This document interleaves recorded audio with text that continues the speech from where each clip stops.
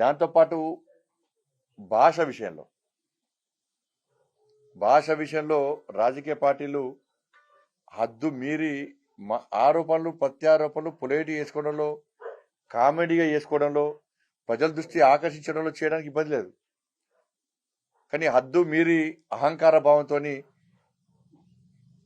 ఇవాళ ఆరోపణలు చేయడం సమాజం దాన్ని స్వీకరించదనే విషయాన్ని రాజకీయ పార్టీ నాయకులు గ్రహించాలి. Top more US based e learning platform. మీరు కూడా స్లాట్ బుక్ చేసుకోవాలంటే ఈ నెంబర్ కి కాల్ చేయండి. ఒక ముఖ్యమంత్రి స్థాయి వ్యక్తి, ముఖ్యమంత్రి అనేటువంటి ఆ చైర్కు గౌరవం ఇవ్వాలి మనం. ముఖ్యమంత్రి చైర్కు గౌరవం ఇవ్వాలి మనం, దానిలో ఎవరున్నా కూడా. కానీ ముఖ్యమంత్రి స్థాయిలో ఉన్నటువంటి ఒక వ్యక్తిని బీఆర్ఎస్ పార్టీ నాయకుడు చెప్పుతో కొడతా అనడము ఇది ఇంతకంటే సిగ్గుచేటి కూడా కాదు. ఇది పూర్తిగా వాళ్ళ అహంకారాన్ని, బీఆర్ఎస్ పార్టీ ఆ నాయకత్వం యొక్క ఆ కుటుంబంతో పాటు ఆ నాయకులకు అహంకారమైనటువంటి భావజాలాన్ని బయటకు వస్తుంది. ఇది కరెక్ట్ కాదు. దీన్ని ప్రతి ఒక్కరు ఖండిస్తున్నారు. ఈ భాష మార్చుకోవాల్సిన అవసరం ఉంది. ప్రజలను ఇబ్బంది పెట్టినప్పుడు, ప్రజలు ఇబ్బందిలో ఉన్నప్పుడు నేను మాట్లాడదాను, కానీ చెప్పుతో కొడతాననేది ఇది కరెక్ట్ కాదు. అదేవిధంగా ప్రజాహిత యాత్ర ఈ కరీంనగర్ పార్లమెంటు నియోజకవర్గంలో ప్రజాహిత యాత్ర పేరుతోని 10వ తారీఖు నాడు మేడిపల్లి నుంచి యాత్ర ప్రారంభిస్తున్నాం.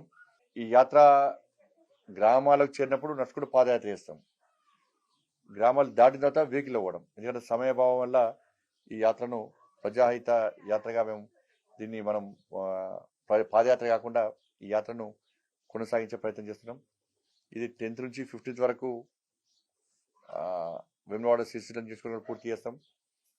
3 days నేషనల్ కౌన్సిల్ మీటింగ్స్ కాబట్టి అందరు జిల్లా అధ్యక్షులతో పాటు అందరు పోవాల్సి ఉంటుంది కాబట్టి మళ్ళీ 20th నుంచి మిగతా నియోజకవర్గాల్లో పూర్తి స్థాయిలో పూర్తి సమయాన్ని వెచ్చిస్తూ మిగతా నియోజకవర్గాలు కూడా ఈ ప్రజాహిత యాత్రను కొనసాగిస్తున్నాం. రాష్ట్ర పార్లమెంట్ నియోజకవర్గం స్థాయిలో మొత్తం పూర్తిగా అన్ని మండలాలను చుట్టొచ్చే విధంగా ఈ యాత్రకు ప్లాన్ చేస్తాం. 10వ తారీఖు నాడు మేడిపల్లిలో ఈ యాత్రను ప్రారంభించబోతున్నాం.